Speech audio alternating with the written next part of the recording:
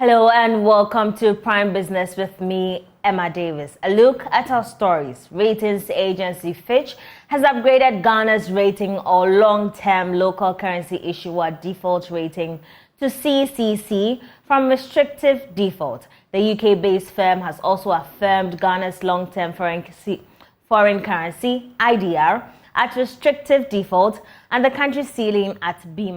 There's more in this report.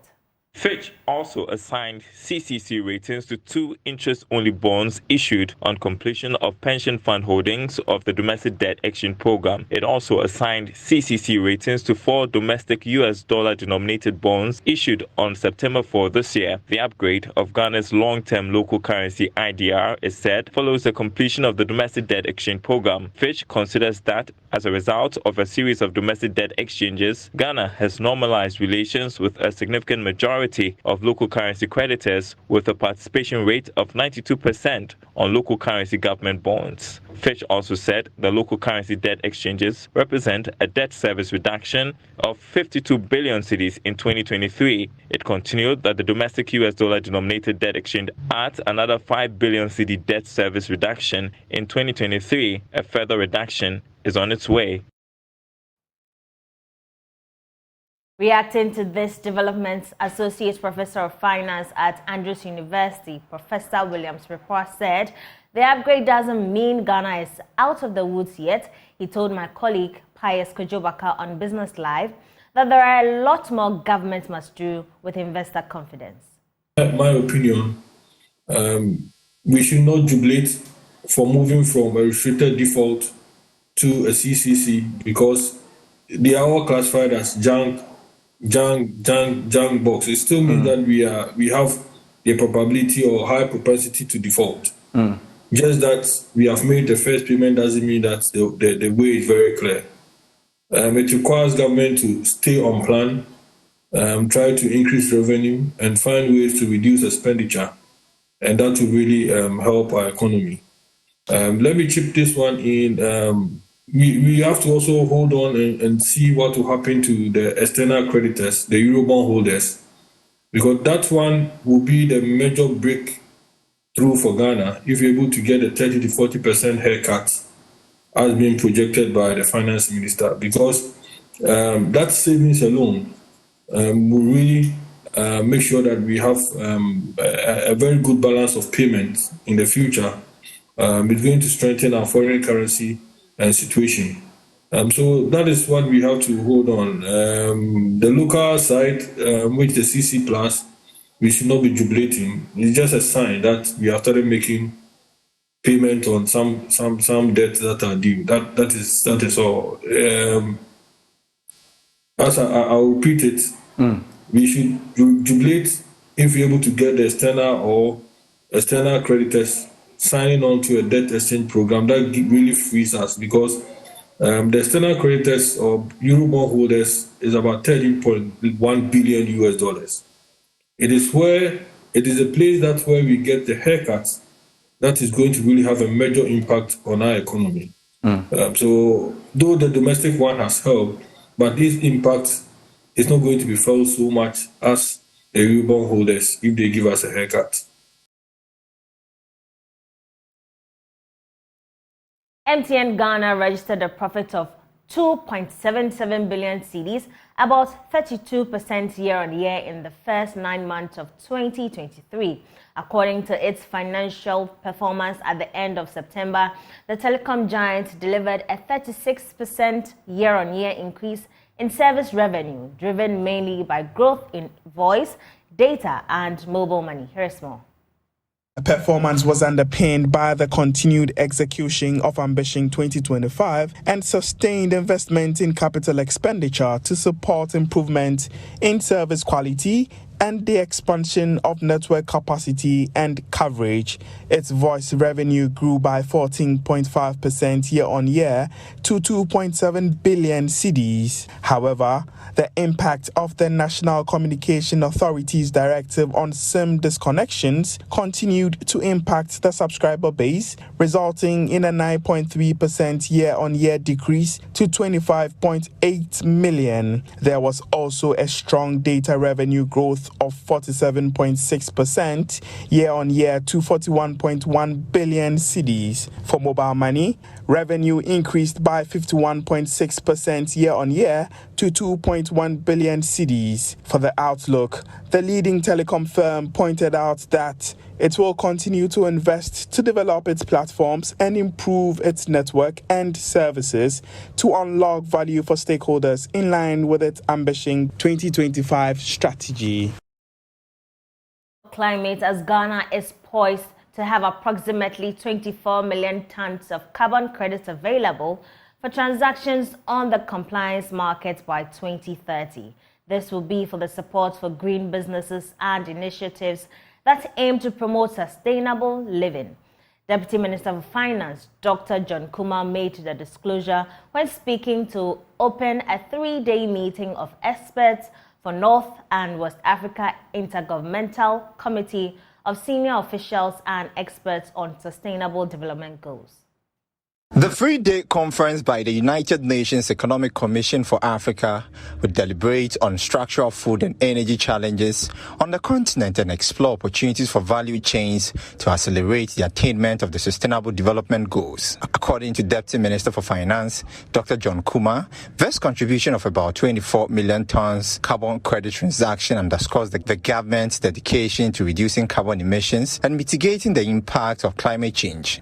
As part of our updated nationally determined contribution, Ghana is poised to have approximately 24 million of carbon credits available for transactions on the compliance market by 2030.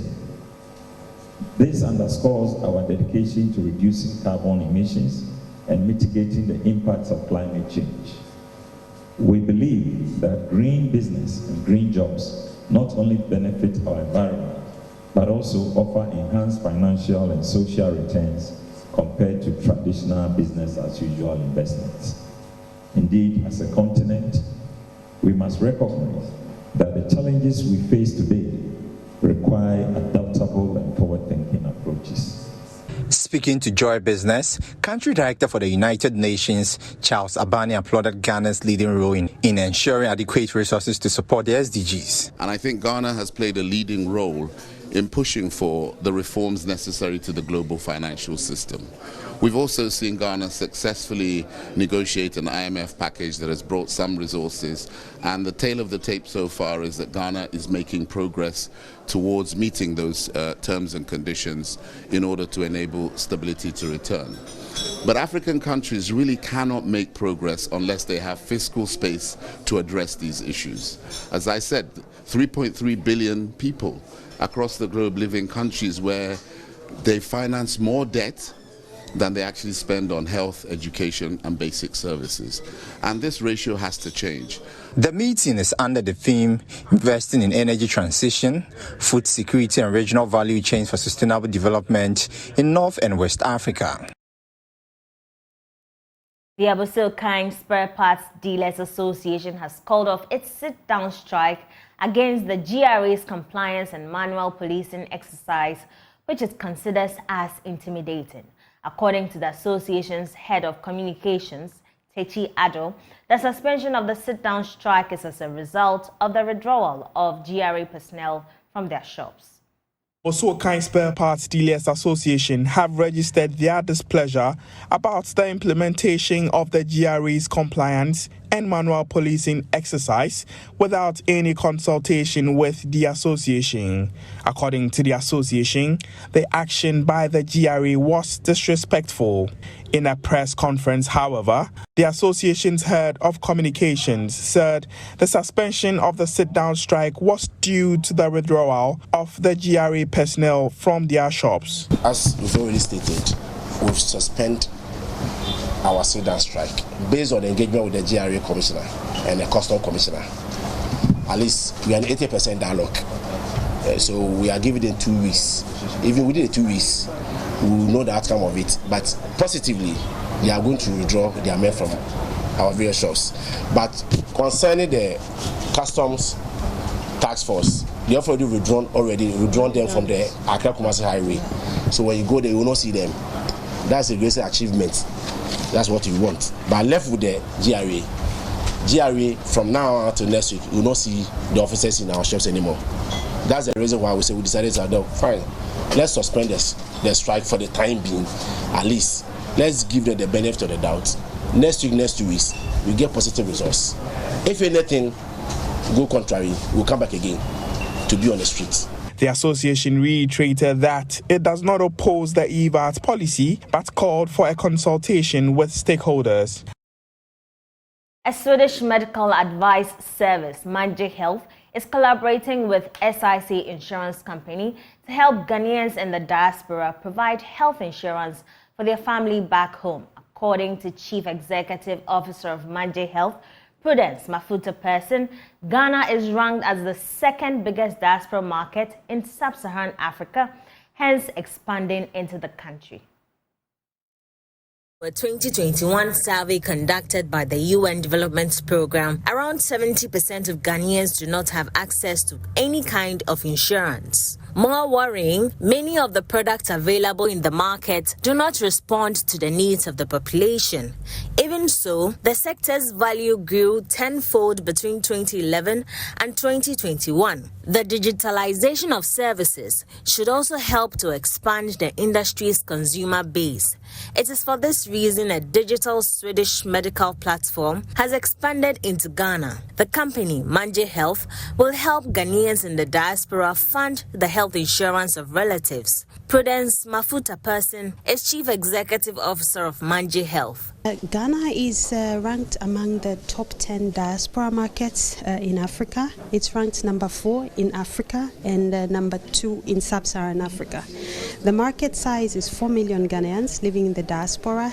Their remittance volume, annual remittance volume, is over $3 billion. This is money that Ghanaians living abroad send back home to their family members to support them. That is the size of the market. So it's a very big market, and it's a lot of money that is involved.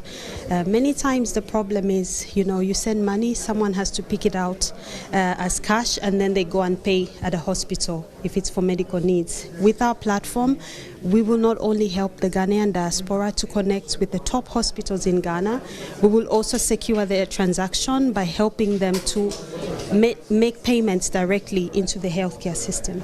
Manje Health is partnering with SIC Insurance Company to implement the project. Managing Director of SIC Insurance Company, Kweku Apia Minka II, expressed optimism about the impact of the collaboration on policyholders. Is very excited to be part of this partnership. Manje has provided a platform for healthcare solution in Africa, and we are providing the health insurance or life insurance component of that solution. And it's a very exciting time for us because 3 million Ghanaians live outside Ghana in the diaspora, who bring in $3 billion of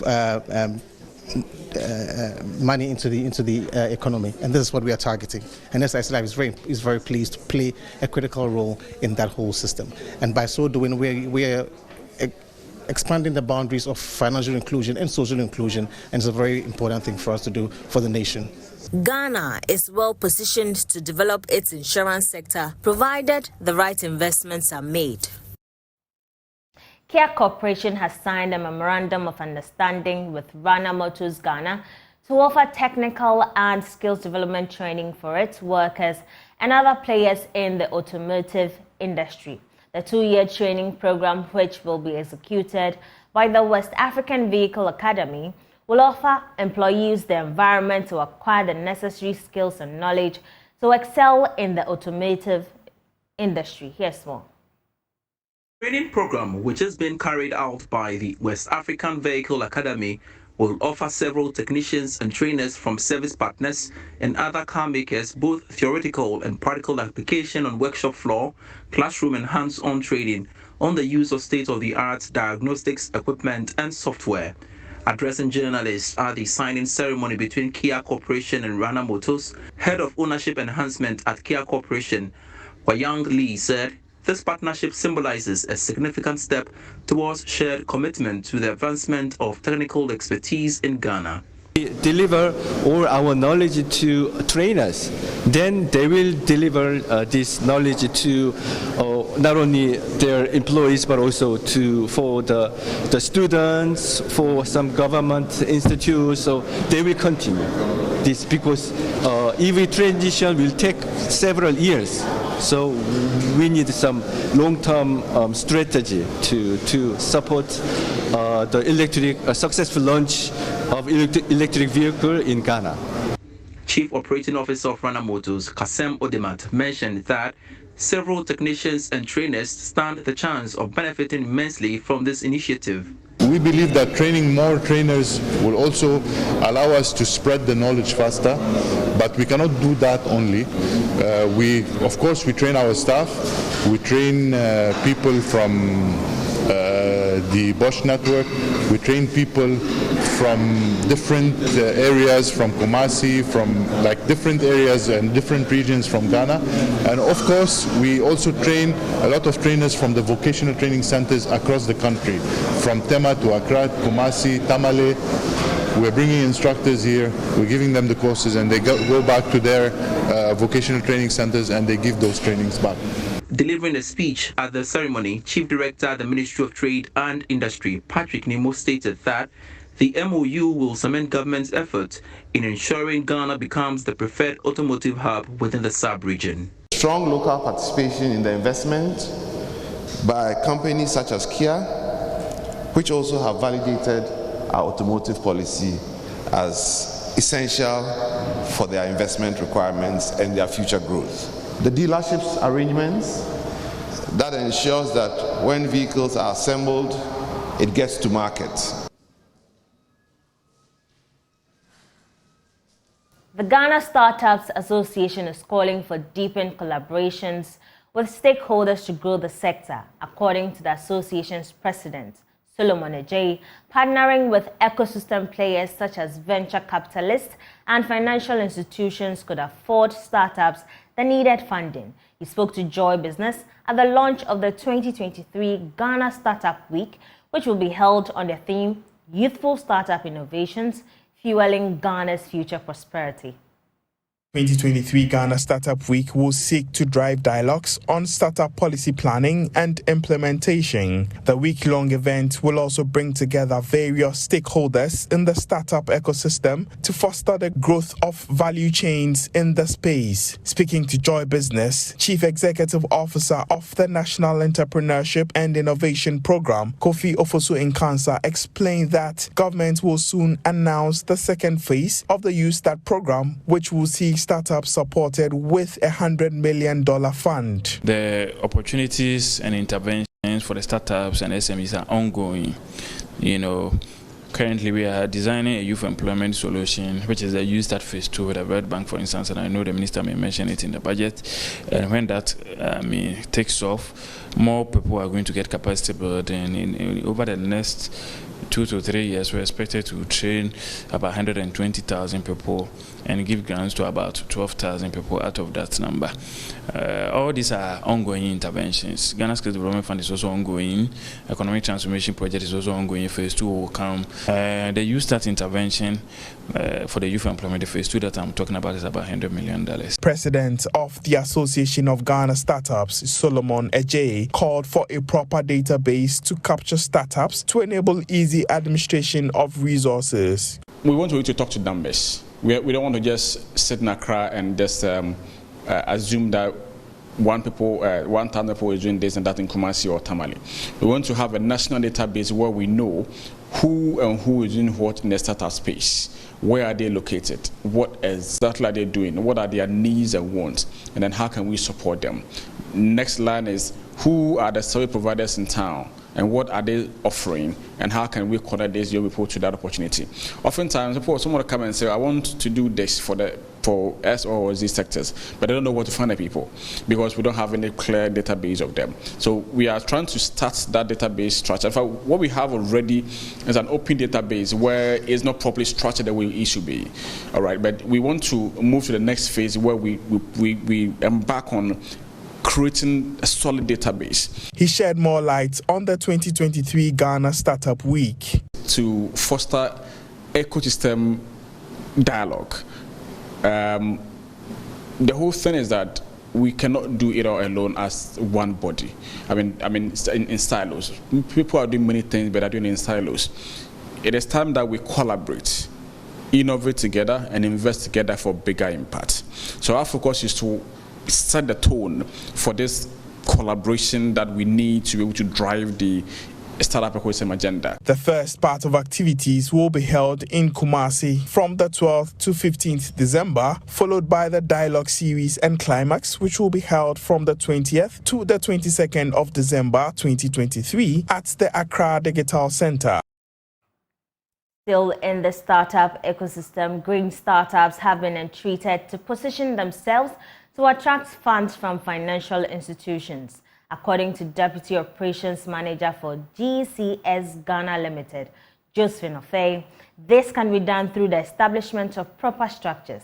She spoke to Joy Business at the 2023 Ghana Green Tech Forum.